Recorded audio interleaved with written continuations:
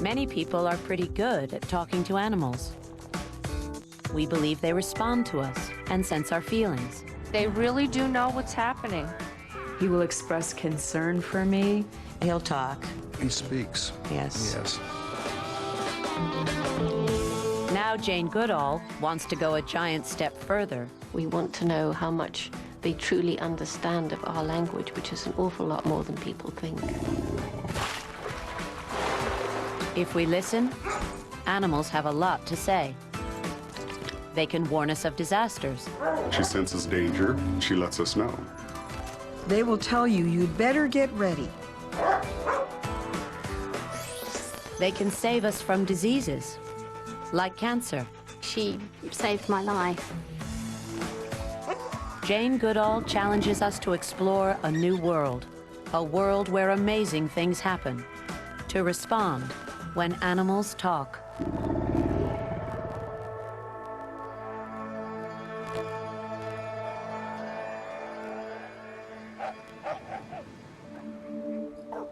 Jane Goodall has spent a lifetime listening to animals. Today, she's one of the world's most distinguished primatologists. Still, Jane has always been a rebel. During her 40 years studying chimpanzees in Africa, she broke all the rules of science. She gave her subjects names. She described their personalities. And she let herself be touched by them in more ways than one.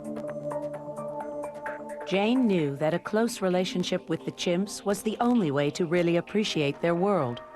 Jane invites us to follow the path that has been so rewarding for her, to learn how to talk to the animals. I learned from Dr. Doolittle that it was possible to communicate with animals by understanding all their little signals that they give, which some people simply don't notice. The one individual who taught me so much of what I know about animals today was my childhood companion, Rusty. And I had this wonderful communication with him. He knew every mood I had, as many people find with their dogs. Jane's experiences are not unusual. There are literally millions of Dr. Doolittles out there. We'll speak to him and he'll speak back, and we have a conversation, especially in the mornings. He talks all the time in the morning. We communicate. I ask him questions and he answers me. We are definitely the right couple. We're a match. I look at them as being more than just pets. A lot of my cats are my best friends. Talking to animal companions comes naturally and makes us happy. Imagine what can happen if we push the boundaries beyond our pets. Parrots who may be able to read our minds. Can I have a kiss? Okay. Rats who are saving lives in Africa. And dogs who keep us on the right side of the law. Our pets live with us, so we've learned to understand their language pretty well. But what if we could make that kind of connection with animals in the wild? To appreciate animal thoughts and feelings, we have to start by understanding their language.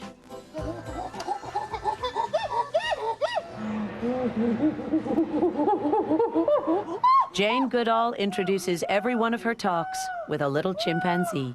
Come on, that's chimpanzee. When I give the pantoot, it's as though I'm bringing the voice from the forest into the place, and it affects people. That's something they remember. It's something some people say gives them goosebumps, and it makes them think. Jane has been listening to the language of chimpanzees for more than 40 years. In 1960, she went to live in Gombe Stream Reserve in Tanzania, East Africa. She gave herself a mission to become the first person to begin to understand chimpanzee society. But it wasn't easy. It took her almost a year before they'd even get close to her. Lesson number one is patience. You have to have patience. The second most important thing is not to have preconceived ideas, to just leave your mind open so that you can actually really intuitively listen and start putting the various signs together to make sense. Over time, the chimps got used to Jane and let her come closer. It was a painfully slow process. Then one day, a breakthrough came with a chimpanzee Jane called David Greybeard. The first moment when I actually communicated with a chimpanzee was very extraordinary, and it's a moment I'll never forget. I was following David Greybeard in the early days. She sat down next to him and picked up a palm nut. I held it out to him on the palm of my hand, and he turned his face away. So I pushed my hand closer, and he turned around. He looked directly into my eyes and took the fruit, dropped it, but very gently held my hand with a slight pressure. It was a perfect communication, which seemed to date back to perhaps some common ancestor of 7 million years ago, when communication was without words. It predated words. Humans and chimps share many traits. But what about unusual animals? Exotic animals? Animals with which we seem to have little in common. How could we possibly communicate with them? In a wild and remote region of Patagonia in Argentina, sea lions live in fear of their lives. This is their breeding ground, but it's also the site of one of the most violent and unusual attacks in nature.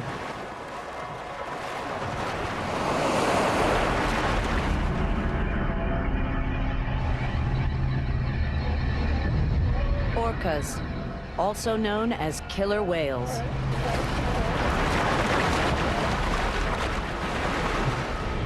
At up to 5 tons, they are the largest member of the dolphin family.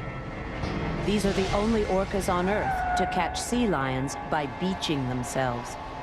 The 27 orcas here learned this deadly skill from previous generations. Their survival depends on communication. Roberto Bubas has been watching the orcas attack for 12 years. But incredibly, he's also seen another side to these fearsome predators. In the last 12 years, I have been more with these orcas than with people. And they became a kind of family to me here. The orcas seem to feel the same way about him. Roberto had been watching the orcas from a distance for over a year when something fascinating began to happen. Day by day, they came closer and closer. Eventually, Roberto was brave enough to get into the water. They were splashing the water with the flukes and spy hopping in front of me. And I understood. I thought maybe they want to play with me, so I went into the water with them to play. And it was like a party. They started to come together to push to each other and start to scream, to make sounds, and I was able to touch them.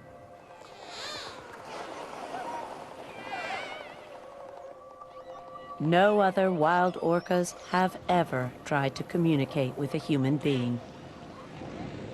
But Jane Goodall thinks this amazing behavior makes perfect sense. Why did the orcas want him in the water? They wanted to experience him. They knew him as an individual. They're curious. They have the same kind of curiosity as we have. And so they can't come out any further than they do. They try. They come as far out of the sea as they can to experience his world of dry land. But they can't really experience him unless he gets in the water with them. Since that first encounter, Roberto has made contact hundreds of times. For Roberto, this is the best kind of friendship. Sometimes I play the harmonica to them, just to give them a kind of gift from me. It is like in humans, when you get a friend, it takes time to make the bond strong. It is the same with this group of orcas, but I think it's much more pure than in humans. It's much more innocent. They don't need nothing from me. I don't need nothing from them. It's just a very pure affection bond.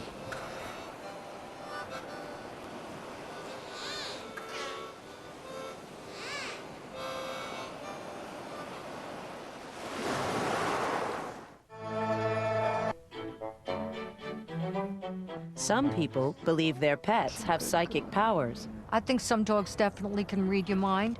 I think she can read me. I just think they're much more in tune with us than we are with each other.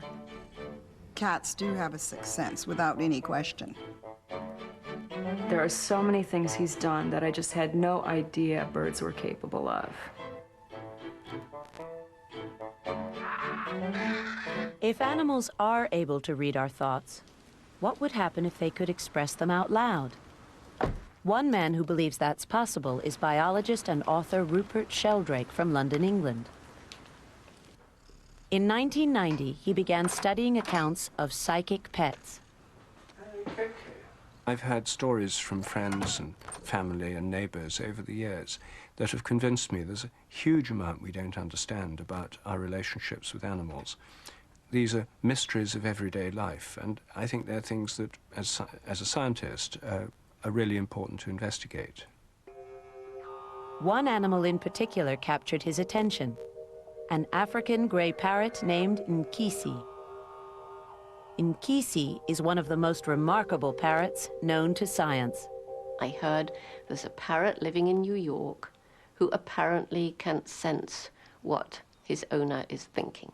A parrot with a vocabulary in excess of anything ever achieved, as far as I know, with a parrot that uses sentences, uses language meaningfully. You want cracker? Yep. Do you want some? You could have some. You want to come over here and get it?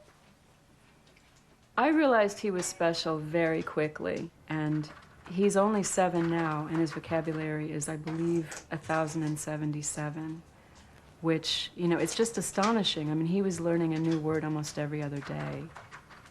I mean, I was interested in the idea of trying to have a communicative dialogue with a being from another species. That was my goal in teaching him language, because I was really just interested in what he would have to say.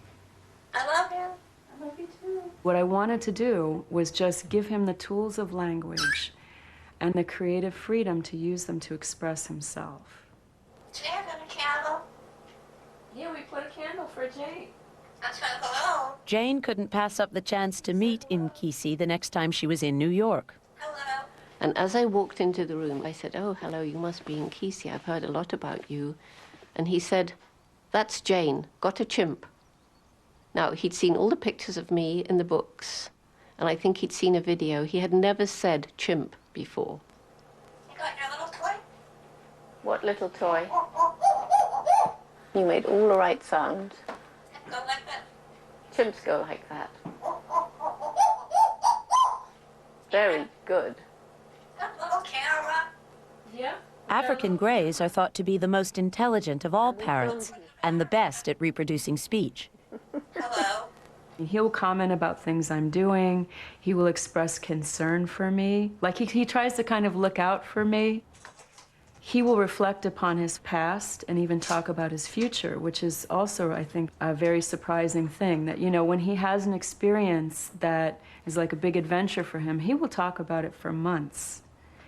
Like his first ride in a car. If he sees somebody who's once taken him in a car, he will immediately start, want to go in the car, want a car. And if Amy says, "I haven't got a car," he says, "Get a car." Phone for a car. So I really came to understand a lot about his mind and his awareness because he was able to express his own thoughts and experiences. I can't reach you. I found very quickly that everything she told me was in fact true. This parrot was totally remarkable, utterly astonishing. And we then set up a series of controlled experiments to see if the parrot really could pick up her thoughts telepathically. Amy and Nkisi start in the same room. There are 2 cameras, one with Amy, one with Nkisi. Amy picks up her camera and walks downstairs to another room 55 feet away. Now completely separated, Amy opens up sealed envelopes containing photographs she has never seen before. One at a time, she looks at each image for 2 minutes. I didn't really instruct him other than saying, you know, I'm going to go look at these pictures and I want you to tell me. And, you know, he did choose to participate quite often, which was great. Take a flower. See you later. I'm gonna go pick some flowers. Yeah, your mother already got to pick some flowers. Yeah, they go pick some flowers. You're gonna go to camp with some flowers on that.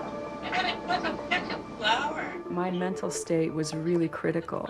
If I were trying to like send the image like out through my, it wouldn't work at all. It only worked when I was just genuinely immersed in the image and fascinated, which was kind of replicating the normal situation. My pretty mother.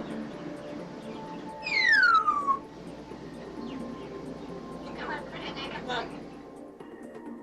Are you home?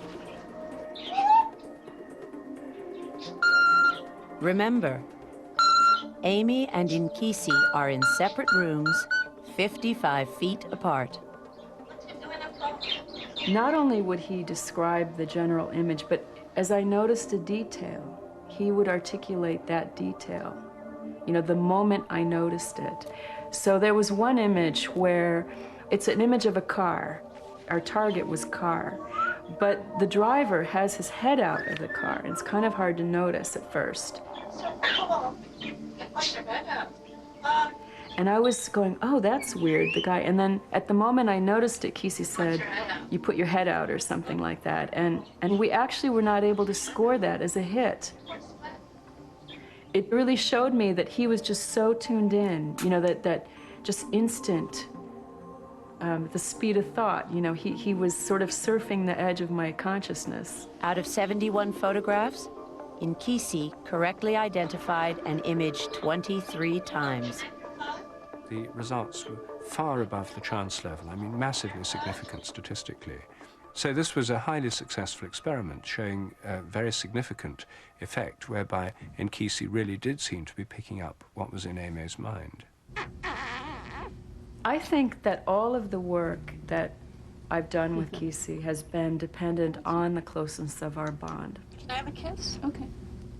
Because it's about communication, and unless you have that kind of social bond, you know, maybe they don't want to talk to you. You know, there has to be some kind of closeness to spark that engagement. Can I have a kiss? Hurry up. Okay. Can't reach you. Okay. What Amy and Nkisi appear to be doing is communicating their thoughts at a distance. This is telepathy, a word that literally means distant feeling. Could it be that telepathy is a normal form of communication in the animal world? Hours every day. She even starts to squawk loudly and shout, "Hello, hello," when he's pulling into the end of the road before we even see the car. I live on the 5th floor, so just before I get to my apartment's door, they are barking. I hear them like on the 2nd floor. Seems like they know I'm coming and they're gathered at that door, even though it's not my normal routine. I can't explain it, but I know that it's true. I've got Buffett right here in front of me. He's named after Jimmy Buffett. And then right here is Shiraz. Hi, Shiraz, come here. 'Cause that's our favorite wine. Buffett and Shiraz seem to know exactly when Cheryl's husband is coming home from work. My husband comes home at a different time every night. It's anywhere between 5 and 8 o'clock p.m. So a 3-hour window gap is a pretty big gap. But yet, I can tell you probably about 10 minutes before he comes walking through the door. Because they'll start going to the door. They start sniffing at it. I mean, I know they have a keen sense of smell, but this is way before he's home, and he even comes home on the subway. So he would still be in the subway at this point, and I doubt they can smell that far away. Rupert Sheldrake was intrigued by stories like Cheryl's. I thought, well, this is something that we can investigate scientifically, find out, does this really happen? Because if it does, it's totally fascinating. Then once he comes through the door, this one especially is usually the one out of control. He gets very excitable and just, you know, loves my husband, loves me, and is happy that he's home. We've done random household surveys that show about 50% of dog owners say their dogs anticipate the arrival of the members of the family. About 10% of those are ones where it happens 10 minutes or more in advance, so we can be fairly sure it's not just hearing familiar sounds. No one's sure how animals got so perceptive, but it may originate in the wild. Jane noticed the same thing in Africa. Fifi, Flo's daughter at Gombe, the chimpanzee I've known for 45 years. Somehow, she always seemed to know when I would be arriving, even if it was very irregularly and with long periods between. The field staff would say, "Oh, now you've come, Fifi, sure to appear," even if they hadn't seen her for 2 or 3 weeks, and almost every time that happened. There is an explanation. Over millions of years, animals have fine-tuned their awareness of the world around them. To survive, they have to be able to read the emotions and intentions of others. Without these powers of perception, no animal would last very long in the wild. This channel of communication, you know, it's nothing to do with intelligence. It's simply to do with intuition and with a sensing of each other through a non-intellectual channel. Could this same sensitivity to their environment be what saves animals during natural disasters? They ran around and they wouldn't stop. Every time you try and pick her up, she would try to bite you. All of the birds were very agitated. Kind of rest her head on my lap, kind of like this. She would kind of, you know, like she was really sensitive. They'd go in the barn, they'd go out in the pasture. Cowering down and growling. Back and forth, snapping the air. She was very agitated. Kind of a... Extremely agitated. She didn't want treats, she didn't want to play. They wouldn't stop, wouldn't stop. All of a sudden, it stopped. The pigs didn't do anything. There was this eerie quality about the shop that there was no noise. And then the earthquake hit.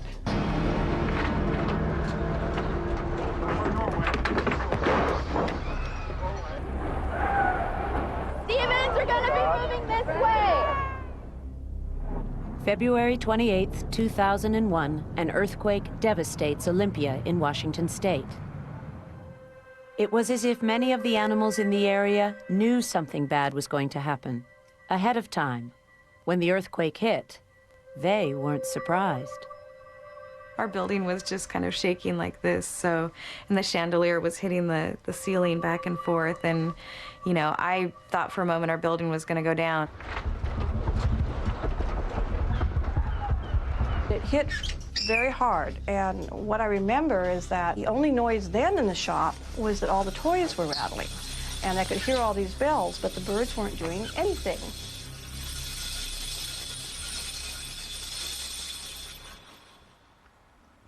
During the actual earthquake, somebody witnessed the pigs just walking, just being normal. The ground is shaking, but the pigs didn't do anything.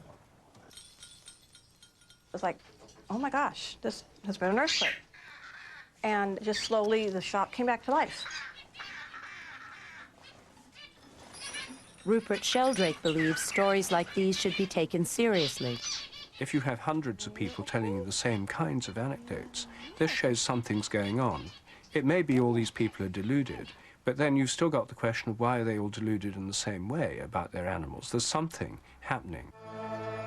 Cats seem to know when there's been an eruption or even an earthquake that we can't feel and don't know anything about, but we'll go look and check to see if something's happened, and they were right, it did. We watch them carefully and actually study them. They will tell you you'd better get ready. They can feel like changes in the weather or probably on the earth movement. The fact that she does this, I think, is really awesome because I can't do it.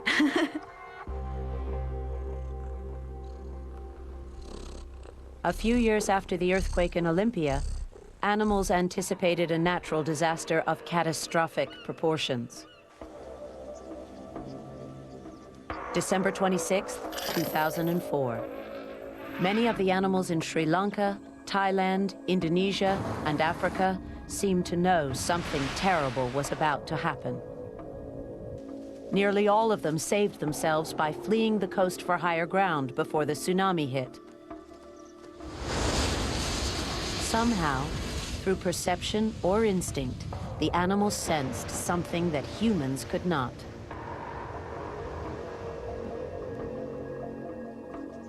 the stories that were everywhere about animals who had panicked and run away, about all these areas, national parks, all the animals had gone, not a single animal was killed.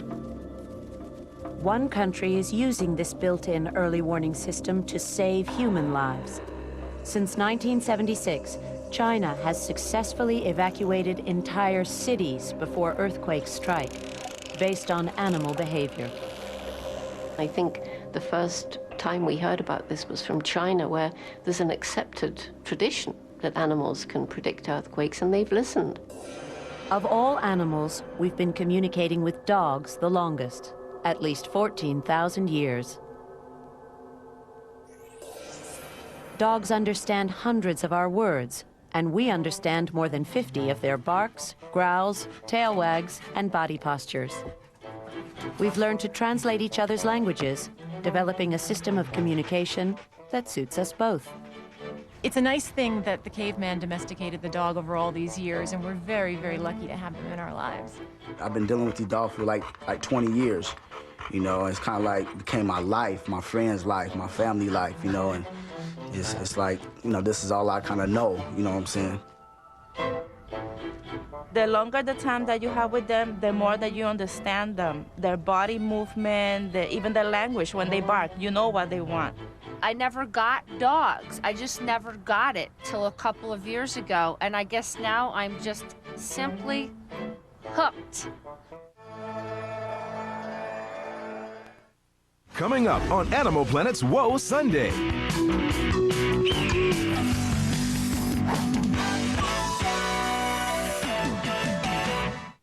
Jane Goodall, When Animals Talk, is brought to you in part by new Coppertone Continuous Spray Sunscreen. Sprays at any angle in one easy touch.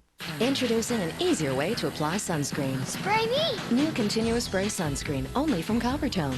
No rubbing, no mess. You mind? Next! Sun protection has never been easier. New Coppertone Continuous Spray.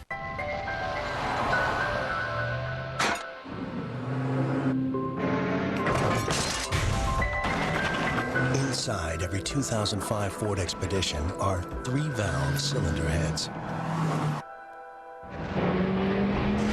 3 valves instead of just 2 allow the new 300 horsepower 5.4-liter Triton V8 to breathe better, making this the most powerful Expedition ever.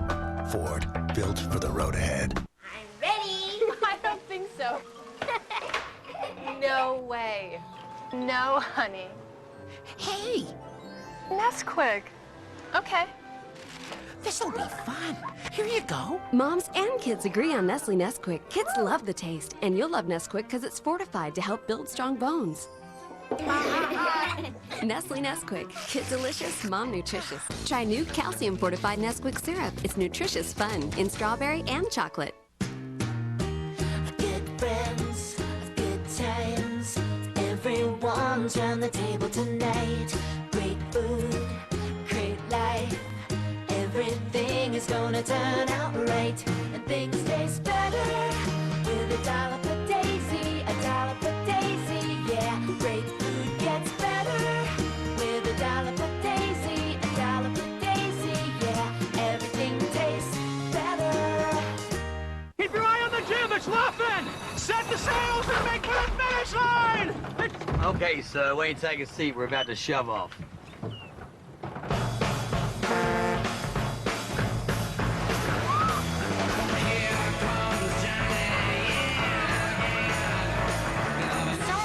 Rainforest hike, the horseback riding, and the rock wall, it hits you.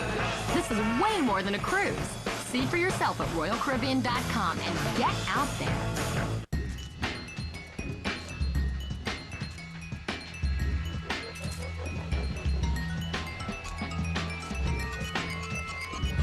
If you're deciding between DSL and Adelphia high-speed internet, maybe the best thing to do is consult your inner child.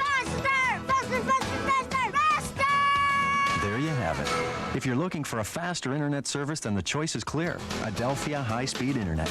You get the fastest download speeds and the most secure online experience, all for a price that's less than you'd expect. So why settle for DSL? Call now and get high-speed internet for $26.95 per month for 6 months. Ciabatta. C-B-A. Ciabatta. C-A...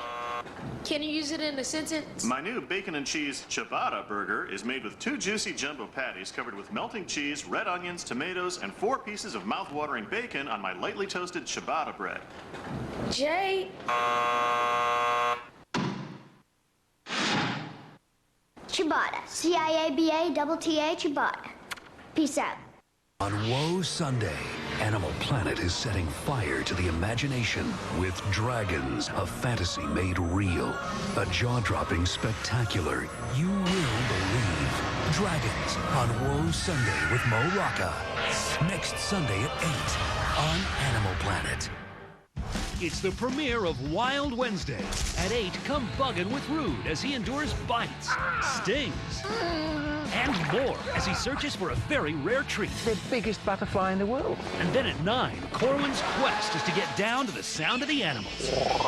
But he winds up waist deep in a swamp with gators galore. You a little nervous? Buggin' with Rude at 8, Corwin's quest at 9. Isn't it amazing? Wild Wednesday premieres Wednesday at 8, only on Animal Planet.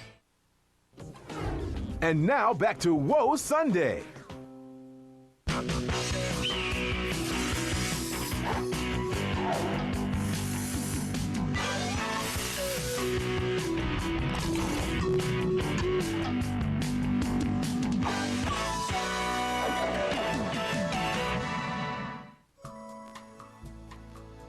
Welcome to Don't Get Eaten with Mo Rocca. I'm Mo Rocca. You know, so many of our problems with animals today could be solved with just a little bit of communication. In fact, talking and listening are often the key to not getting eaten. Take bears, for example. A bear who's about to charge you will generally flatten his ears against his head. That's his special way of saying, get ready to do some cardio. Another bear might have a slightly less subtle way of communicating his intentions. He might, say, pull out a steak knife and don a chef's hat while flipping through a book of favorite human recipes. What he's trying to say is, hey, I think we've got some issues. Open yourself to this dialogue. Don't just talk, but listen. From a distance of no less than 2 miles away. If the bear seems hurt by this seeming lack of intimacy, gently explain. It's not you, it's me. I just have a thing for not getting eaten. This has been Don't Get Eaten with Mo Rocca. I'm Mo Rocca. And now, Jane Goodall's When Animals Talk, right here on Animal Planet's Woe Sunday. I mean, these dogs bring me so much enrichment to my life that I would give you a list of more than 1,000 things long as to everything that it's brought into my life. She sleeps right next to me in a fetal position, wrapped around my neck and my chest and my stomach, and she just gives me that love that I don't feel that bed is empty. We're all one big happy family, one big pack. In any relationship, the better we communicate, the closer we can get. For some, the bond goes beyond friendship. They become partners. And when a dog and a person communicate as a team, amazing things can happen. Almost nowhere has there been a more powerful demonstration of this teamwork than in the aftermath of one of the greatest tragedies in recent history. Captain Scott Shields and his 11-year-old search and rescue dog Bear are two of the heroes of 9/11.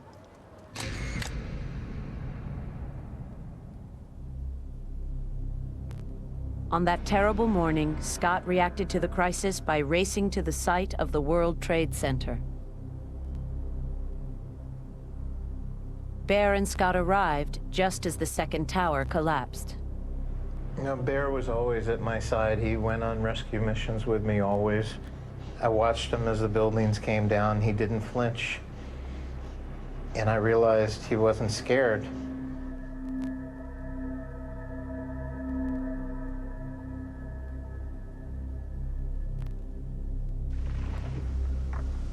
Scott couldn't have known how important Bear was to become to the hundreds of firefighters working there that morning.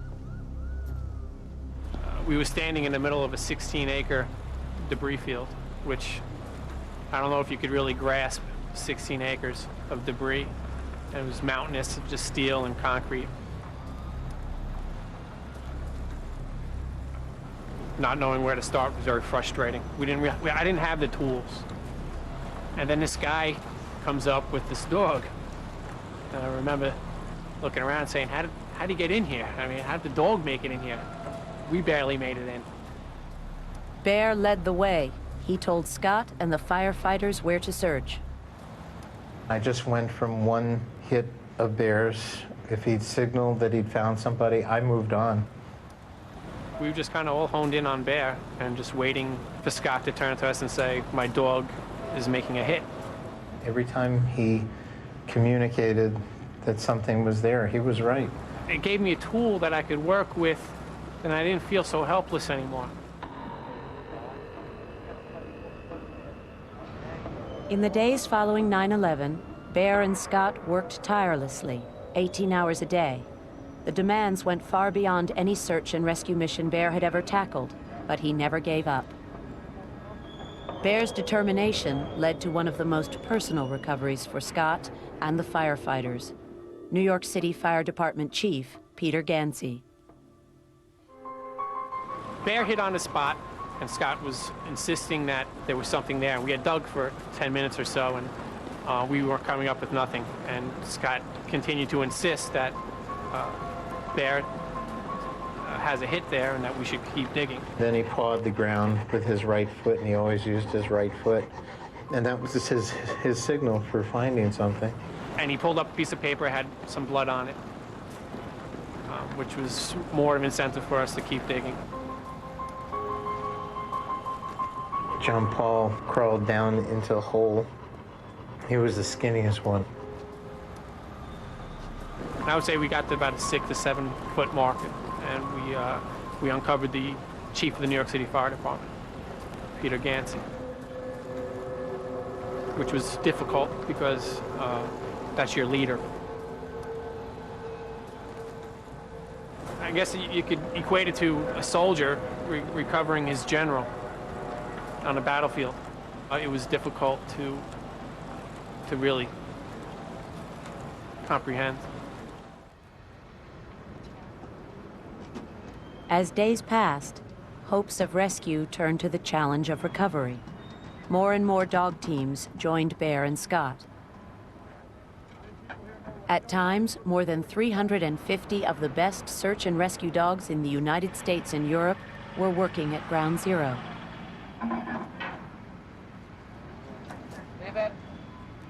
There was just no way to find things buried under that ash except to use the dogs.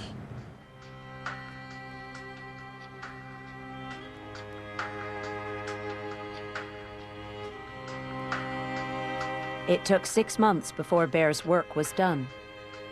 By the time he left Ground Zero, he had recovered more victims than any other dog.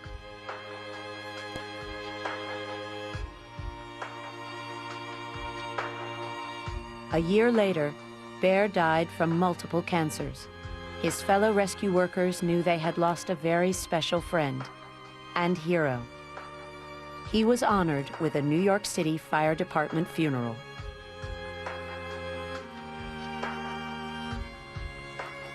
I walked out of the Trade Center that first night with more respect than I'd ever had for him. And I respected him more than anybody that I knew. I knew that I could always count on him. And every few years we need to remember that dogs are man's best friend and that they talk to us. And they tell us what they need, but they also tell us what we need. And they'll protect us.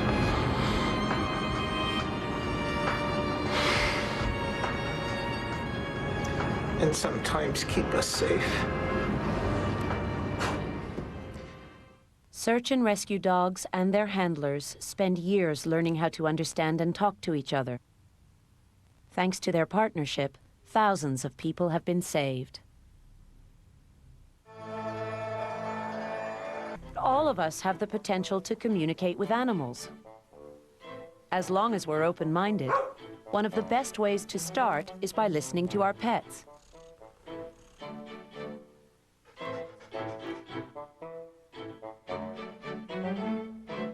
Frenchies have a way of talking. They snort, they grumble, they make these guttural tones in their throat, they yip and yap, and they do it all the time. Sometimes it's just a purr or a little chirp or whatever. And so you have to listen closely, and you have to watch them.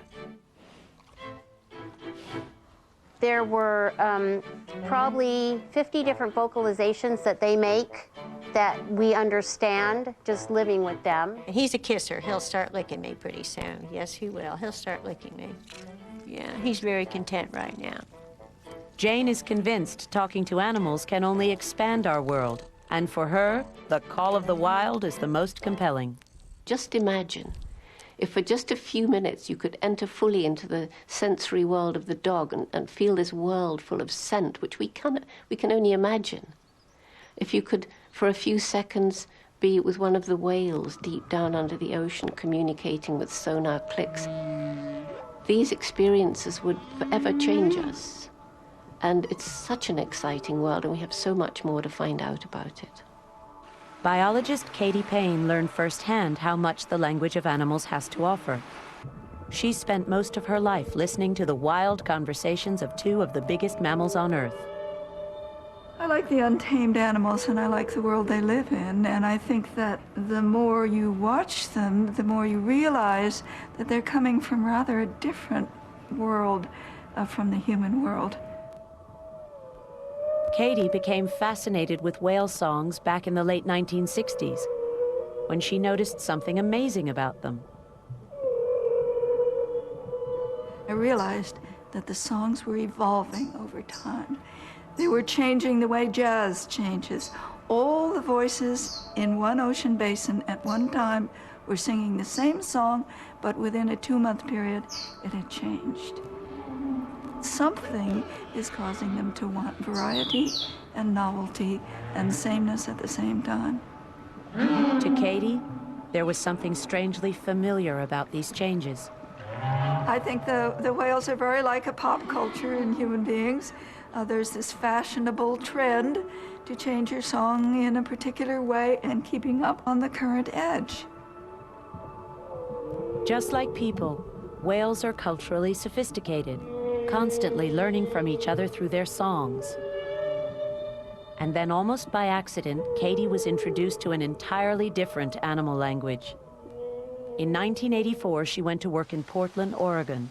She heard that 3 baby elephants had been born at the local zoo. I thought, well, it'd be really interesting to see these land animals, which are in some ways like whales. They're big, they're social, they're intelligent. With an ear for animal languages, she soon tuned into a totally hidden form of communication. While I was there, I noticed a feeling that near the elephant cages and nowhere else in the zoo, again and again, pressure changes, slight throbbing in the air. And I thought, my golly, maybe that was sounds made by the elephants that are too low-pitched for me to hear. And then, a memory from her childhood inspired her. I remembered back to a time when I was 13 years old, singing in the Cornell University chorus in Sage Chapel, where they have a great big, very old organ whose lowest pipe is twice the length of most low organ pipes. You'd hear the scale descending, and then it'd get to a point where you just felt throbbing. And I thought, well, maybe these are elephant calls that I simply can't perceive with my silly old human ears. Determined to find out what was going on, Katie returned to the zoo with special recording equipment.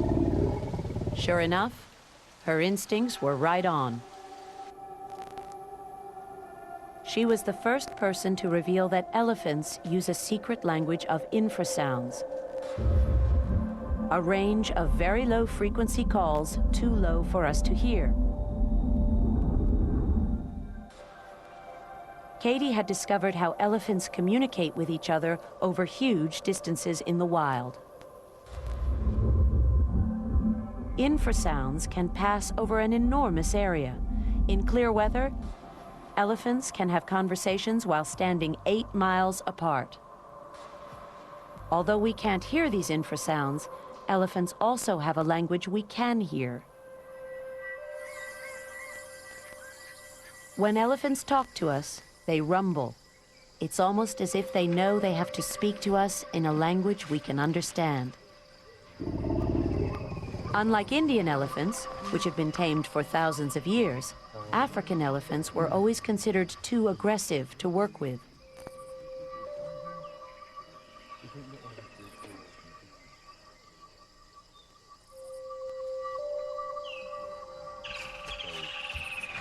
Here in Botswana's Okavango Delta, there are African elephants that have decided to start a conversation with us. My name is George. I've been working with the elephant for about 9 years.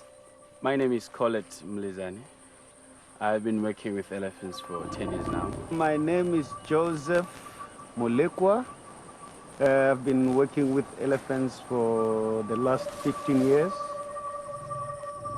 George, Colette, and Joseph are mahouts, the trainers and companions of the elephants at Abu Safari Camp in Botswana. These are the first African elephants ever trained to carry tourists on their backs. It's a remarkable relationship, made possible because the mahouts have learned to understand elephant. Every morning, they observe elephant etiquette with a ritual greeting.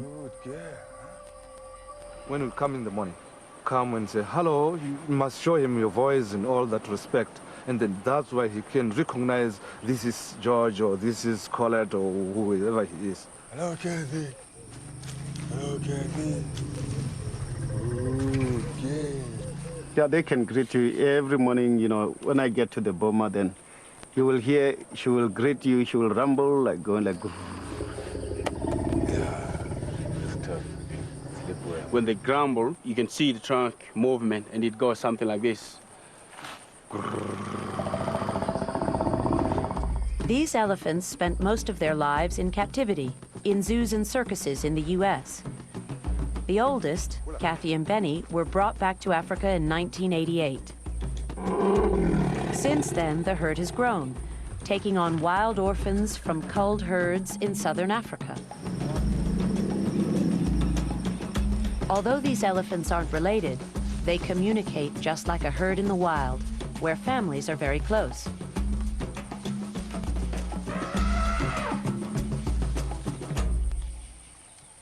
When a female is born, she's going to be with those individuals until she dies. Males, on the other hand, leave the family groups when they get to be 12 or 14. And I see in elephants a lovely mixture of high intelligence, high sociality, and just enough relationship to one another. It makes me jealous sometimes. Every elephant herd is led by a matriarch, the oldest female in the group. Kathy is a leader of the head, you know, she's the biggest female, and then she is we call her the matriarch of the head. Now 45, Kathy is too old to start her own family, but she enjoys helping out with other youngsters born in the herd here in Abu. Naya is the youngest at 3 years old. Her father is a wild bull from the Okavango. As a female, she will remain with the herd for her entire life. The other youngster, 6-year-old Pula, was rescued from the wild as a poaching orphan. He will eventually be allowed to wander off into the wild. In a way, the mahouts have also become members of the herd. Wild animals can be best domesticated if they have some of the instincts and impulses of human beings. Because we understand that, we get it, and they get us. Because they feel a responsibility to a larger group, and we can become part of that group.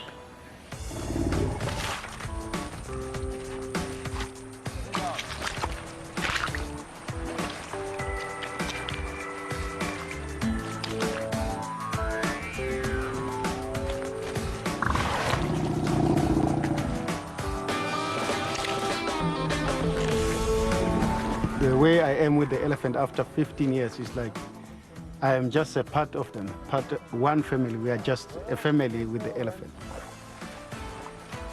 The key is mutual respect. After all, a powerful wild animal like this doesn't have to talk to us. It chooses to. I believe that I can talk to an animal. That's why I like the elephant very much.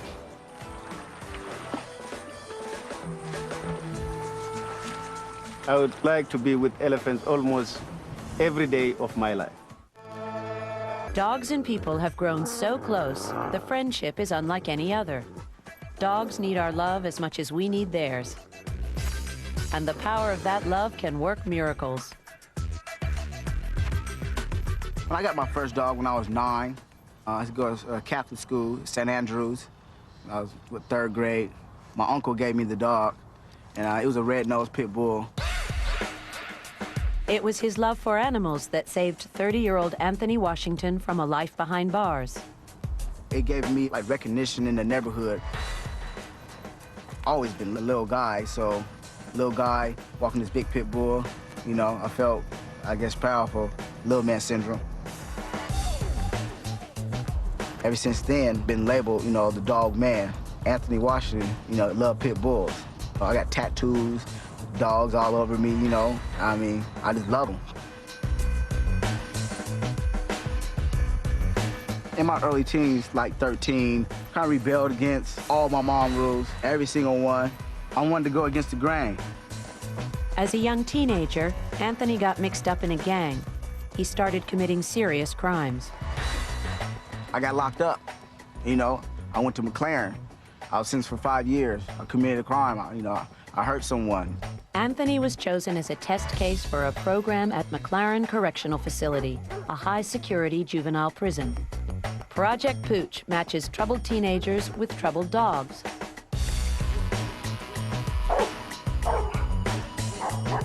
McLaren teacher Joan Dalton is the program's founder. Project Pooch started with one dog and one youth. Anthony was the first youth that I selected because I knew he loved dogs. She heard about my story, you know, me getting locked up and everything, and she knew I love, you know, animals dearly. He had an anger problem, and you could easily get him upset, and he'd get very verbal. I think when I started having problems like expressing my feelings at a young age, you know, channel my anger and you know, kind of talking about things. You know, it came a time that I started shutting down. Anthony's response to his dog was so positive, Joan knew Project Pooch was worth expanding. Today, 15 young men aged 13 to 21 are paired with dogs.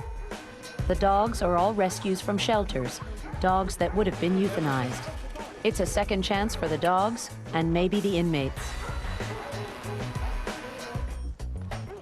What we're trying to do is, through dogs, teach youth that they have problem behaviors just as the dogs do. And you need a lot of patience when you're working with dogs or people with issues that need to be turned around. My name is Robert Hooper. This is Romeo. I'm Juan. This is Benny, a 10-month-old black lab mix. My name is Marcel. This is Zeke. I've had Zeke about a month now. My name is Tywell, and this is Dale. He's a Great Dane mix. I've known Dale for about 3 months now. The teenagers soon find out that caring for a dog is a big commitment. I heard about Pooch, and I thought it was just walking dogs. And then my buddy told me about it, and so I got involved. And it's just blown me away. I mean, I didn't think there was so much to it. You know, it was there, but I just didn't see it. But being with somebody like this, I mean, how can you not see it? So it's definitely made an impact. Every day I look forward to coming out here with this guy. Every day. Good boy. I like smaller dogs than bigger dogs. Just, I don't know, because they're more cuddly. They kind of want to be warm and next to you and stuff. As the dogs learn to respond to commands, the teenagers learn responsibility, patience, and discipline. Well, at first it was just I wanted to learn how to train a dog, but after a while I came to learn that, you know, once you get attached to a dog, you know, it helps you, you know, how to be patient with yourself, how to deal with your emotions. Because once you adopt a dog, you know, you get pretty emotional and, you know, you don't want them to leave. And it helps you, though. It helps me.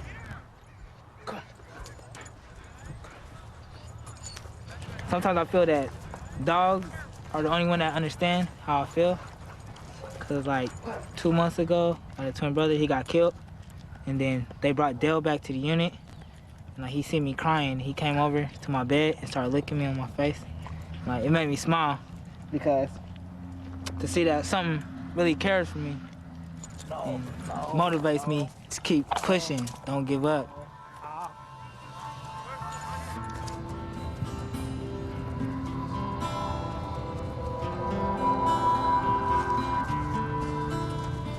For boys who may have never had a successful relationship in their lives, having a dog to talk to can be the best thing that has ever happened to them.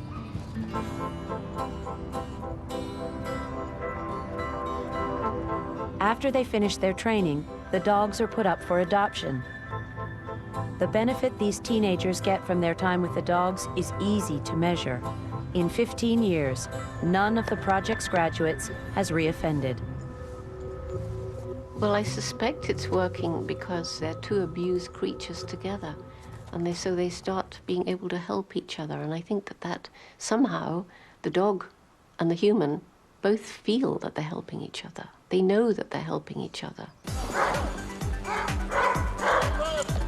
Dale, up! Together, they help each other to open up emotionally and learn new social skills. Touch, touch, touch! The partnership worked for Anthony, and it's still working today.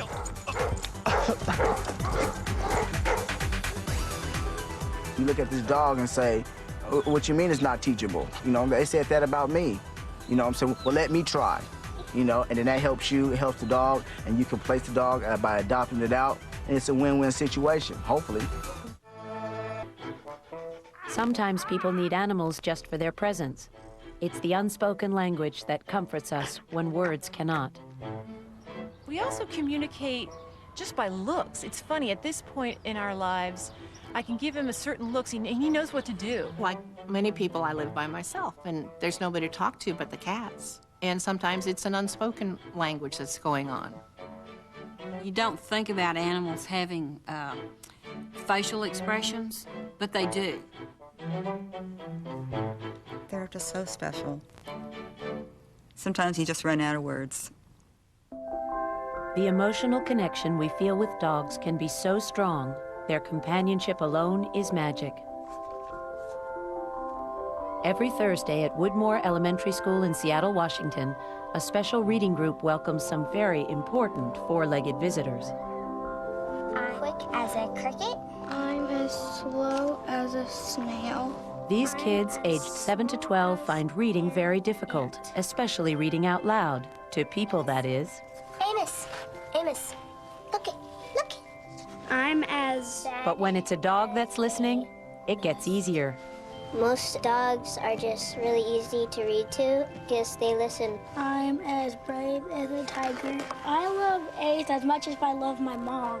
I'm as tough as a rhino. I am as gentle as a lamb. Dogs kind of like care about you. It's kind of like it's your own dog. I am wild as a chimp. Amos, are you wild as a chimp? One of the founders of Reading with Rover is Becky Bishop. The last statistic that I had read was that 40% of fourth graders read below grade average.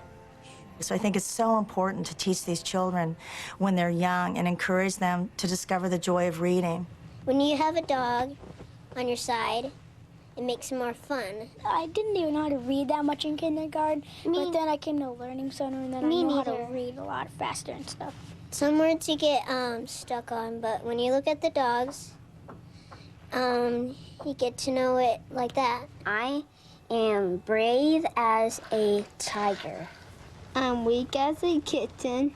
Amos, do you like kittens? Do you like to chase them? There are plenty of theories about why the dogs help the children read, but it doesn't really matter. Becky and the kids just know it works. I've seen kids who stutter stop stuttering when they read to dogs. I've seen kids who can't pronounce simple 3-letter words be able to pronounce 3, 4, and 6-letter words. I've seen kids who just are so extraordinarily shy that they're just whispering, barely whispering as they read out loud. And I've seen as just week after week progress, they're just confident readers where even their classmates can hear them read. I'm quiet as a clam. Are you quiet as a clam? A child can feel totally relaxed when they have a loving relationship with a dog. I am as tough as a rhino, busy as a bee.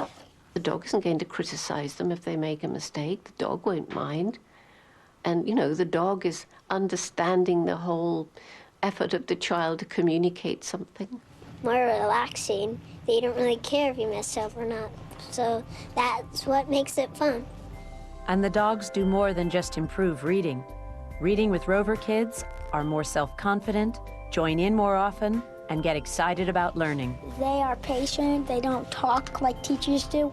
Like when you read to them, like, oh, you know that word. Dogs are like more careful. They don't like yell at you, and they don't get angry, and yeah. No offense. The kids have no doubt they're communicating with the dogs. I bet they can understand us. Maybe a little bit because they speak a different kind of language. But they they understand us because they wouldn't wag their tails if they didn't understand us. Yeah, yeah. If like they didn't understand us, they wouldn't like do anything. Programs like Reading with Rover are further proof that animals communicate with us all the time, even when we're not talking. As companions, they are exceptional at picking up on our moods and needs. One time when I was very, very ill, he knew, and he came up to me and he was silent, and he slept right by my side and wouldn't leave my side. I have personally fallen off the ladder in the loft of the barn and had my wind knocked out of me and had Pig stay with me until I could get up. A pig that would never have stayed with me. She left everybody else and came and sat with me. I think she knew that I wasn't feeling well and that it was her turn to take care of me. I thought it was sweet. They tend to snuggle up to me if they think I'm sad. So yes. Oh, I'm not sad at the moment. No, I'm not. They detect your moods, and so if they feel something's wrong, whether it's in your body or something in the environment around you, they're going to try and let you know.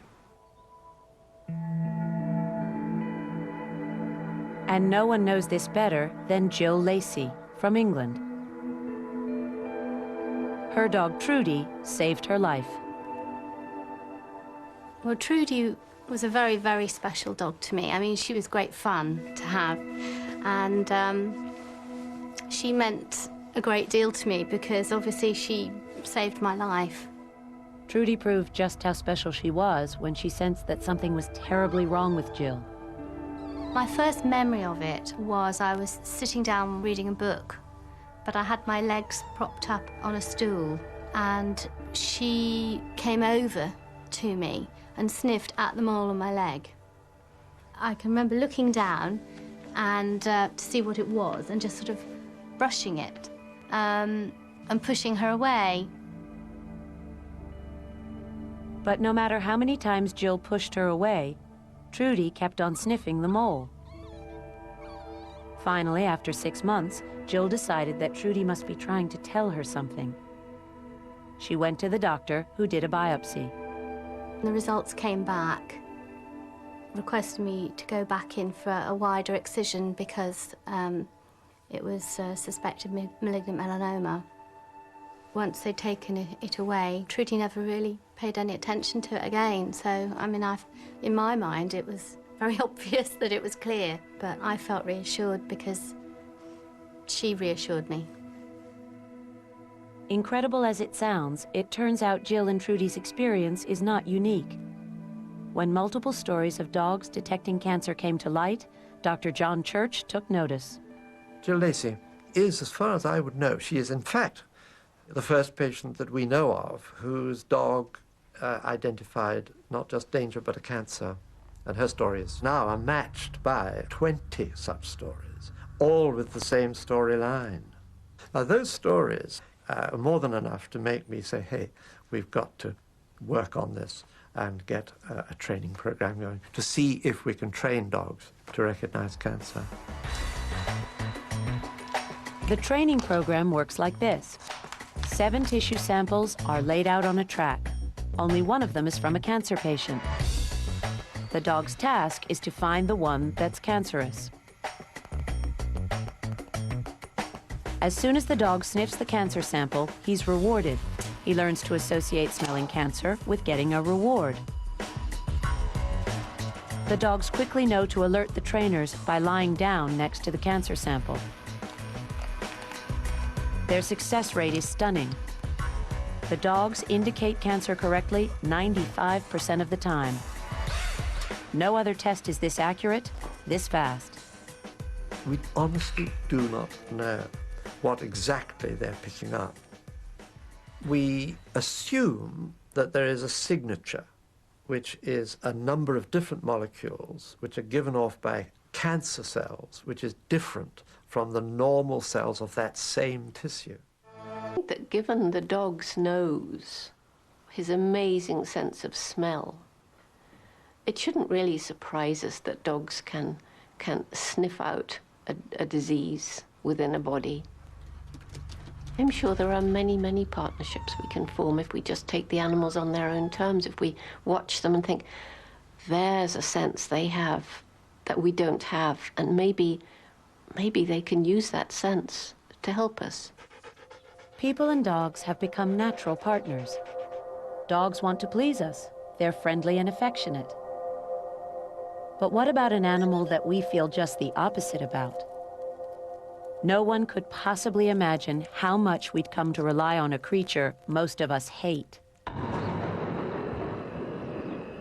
In Africa, an unlikely relationship is tackling a global crisis head-on. Traditionally, metal detectors and dogs are used to find mines, but they aren't foolproof. We needed an animal who could do it even better. The search was on at Belgian organization Apopo when the answer appeared right under the nose of project leader Bart Weetjens. At first, most people thought he was crazy. As a boy, I was breeding rats, mice, hamsters, gerbils, all kinds of rodents. And I was very much in love with them. They are actually very nice creatures in spite of what is being told about them. After my studies, I focused on the landmine problem. I saw the dogs working, and for me, somehow it was very logical that this was a match. Rats could fulfill the same job. They thought I was mad in the beginning. Giant pouched rats are a cousin of the common brown rat. 3 times bigger, about the size of small cats. They're less aggressive, live 3 times longer, and best of all, they live all over Africa. When I first read about the giant rats being taught to detect mines, my first fear was, oh, do they get blown up? And then I realized they didn't. And I thought, well, gosh, yes, I mean, rats, their sense of smell is amazing. They're amazingly intelligent. So, yeah, what a great idea. And I couldn't wait to see them. Jane Goodall took time out from her global conservation campaign to visit the program in East Africa. Apopo's training program for the rats is based in Tanzania. My name is Jared Mkumbo. Here in Apopo, I'm a trainer. I'm training rats to detect landmines. And this is the beginning of her training. Yeah, right from When the program first began, even the trainers had no idea how to build a bond with a rat, let alone communicate with a creature they had grown up despising. This is how it works. The rats are trained to associate a sound with the smell of TNT. Good. In the first stage, the animal learns to associate the particular sound of a click with a food reward. Once it knows that, we can use that click sound now to shape the behavior of the animal. Once the rats have mastered the process in small training trays, They progress to training fields where deactivated landmines are buried. This is when the relationship between trainer and rat becomes critical. Trainers like Jared really have to learn to speak rat. So let's say at first time they find, they sniff a mine, and they indicate. So they'll scratch and wait a little bit, and repeat again. But if we will not give them, they'll turn back and scratch strongly and say, here is what you need for me to show you. I need my reward. I should be praying for you. This is just practice. There are no landmines in Tanzania. The real test of the relationship happens in the neighboring country of Mozambique, where Jared and the rats must face the dangers of a live minefield.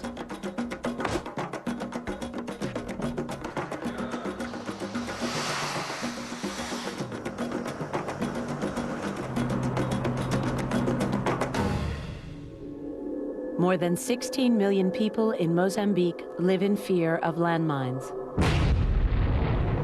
On average, someone is injured or killed every week. Helena is one of the victims.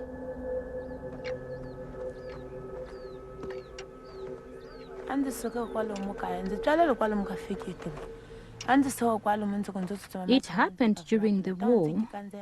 I was born here in this village, and in 1988 I was running to hide from the enemy. I stepped on a landmine. The accident changed her life forever, and because the mines are everywhere, Helena still isn't safe.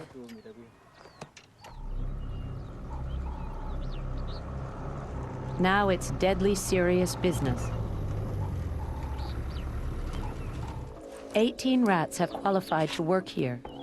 Bart's brother Frank Weetjens manages the rat demining operation in Mozambique. We approach a mine-suspected area by first making safe lanes in there, and that is done manually with metal detectors. And then on a certain block of suspected mine area, trainers will be on either side with a rope that's attached to their legs. And on that rope is a spring that glides back and forth, and that is attached to a tether where the rat goes on. The rat walks back and forth from one trainer to the other, sniffing for explosives. If it picks up the scent, it scratches at the soil. At only 3 pounds, the rats are too light to detonate a mine. A lot of people seem to think that our rats are used as a sort of kamikaze, that we send in a minefield and they will go find mines and then they will neutralize these mines by blowing themselves up. It's not at all like that. Actually, our rats are in way less danger to accidentally set off a landmine than a dog would be because they weigh so much less. So far, we haven't had any accidents at all with rats and mines, fortunately, and it doesn't look like it'll be that way. Trainers monitor their rats very closely. They read the rat signals and mark out the suspected mines on a grid system. 3 rats take turns sweeping the same box, and their results are cross-referenced to make absolutely sure they know where the mines are. Each rat sweeps an area the size of a racquetball court in just 30 minutes. The big advantage of the rats becomes clear in the field. Metal detectors buzz when they pass over any piece of metal, bullets, cans, nails. But the rats only signal when they smell a mine. I'm sure if there is a mine, they will indicate. And if there's no mine, they will not indicate. Because I've trained them for some time, 4 years or 4 years and a half, now to 5 years. Without absolute trust, this would be impossible. And it's a matter of life and death. The rats work side by side with dog teams, but in fact, the rats are the stars. They can be trained 3 times faster than dogs. Each trainer recognizes each rat individually and learns to read their distinctive personalities. It's the only way trainers can accurately interpret the rat's behavior. It is very interesting to see how people, when they train certain rats, how they really read the behavior and read the idiosyncrasies of particular animals. They'll say, you know, rataplan will will be running fast, but that's okay because he picks up the signals. Whereas Joseph, for example, he doesn't like scratching. He'll like dawdle around a certain area before he's really given an indication. The trainers get to know the rats so well, they're not just co-workers, but close friends.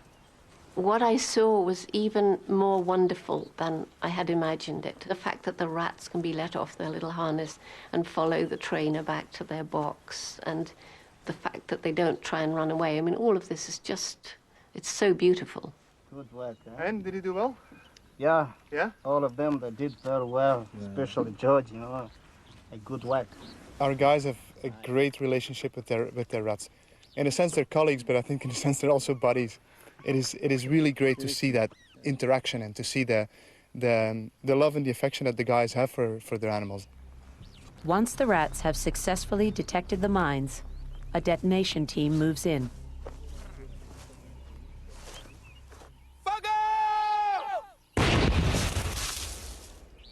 The idea of rats in mine clearance has actually really gone from sort of disbelief to curiosity to, right now, enthusiasm. The people in the village, wherever we go, they'll go, hey, apopo, apopo, like everybody knows what we're doing. This partnership has turned our traditional perception of rats on its head. A once hated creature is now revered as a hero.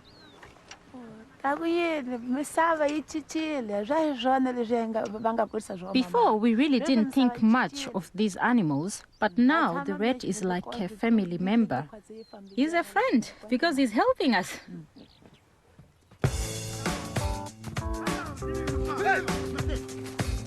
And this is how much confidence the trainers have in their rats. Apopo takes on the local village in a friendly game of soccer on mine-cleared ground. Thanks to the partnership of rat and trainer, Mozambique is one step closer to a mine-free existence. I believe that there is a great future and there is great hope in putting these rats to work and continuing to provide a service to the solution of the landmine problem.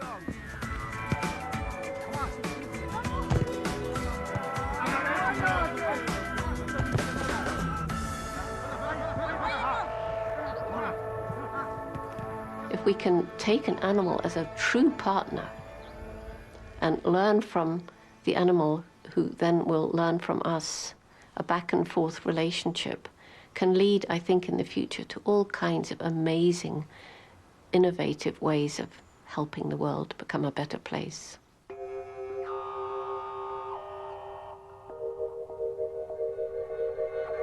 Jane Goodall is convinced that in all aspects of life, it's worth listening when animals talk. I think in some ways the tide has to be turning. If you combine these stories, Kisi the parrot and dogs who know when their owners are coming home, and even rats who can detect landmines, you know, we should be entering into a new phase when we realize the importance of animals and perhaps learn to treat them a little better. And in that way, perhaps we'll treat each other a little better too. If we answer Jane's challenge and start to communicate better with animals, there are enormous possibilities. I think when I look at an animal, it's really clear to me that, you know, this animal might have something to say, if only they could say it to us. We can seek new friendships. I love apes as much as I love my mom. I am just a part of them. We are just a family with the elephant. We can find new ways of experiencing the world. I think if there were some moments in my entire life when I was able to understand a little about what life means, things like that moments. Instead of going seeing a therapist, save some money and get a dog, you know, and just bond with it. They've taught me the importance of understanding things from their viewpoint. And we can team up with animals that help us cope with problems. The dogs understand things that we have not reasoned yet, or maybe because of our civilization we've lost the ability, but they haven't lost it yet. Hopefully we don't civilize them too much. All this proves that indeed these animals are close to us and we should appreciate them as a sentient being. She lets us know there's something going on, there's something up. It was like, we may get an earthquake today. The possibilities are endless if we begin to listen when animals talk. Animals are such a meaningful part in their life, and to try and communicate as closely as we can is just very important. We want to know what they're thinking. We want to know how they feel differently from us. We want to know how much they truly understand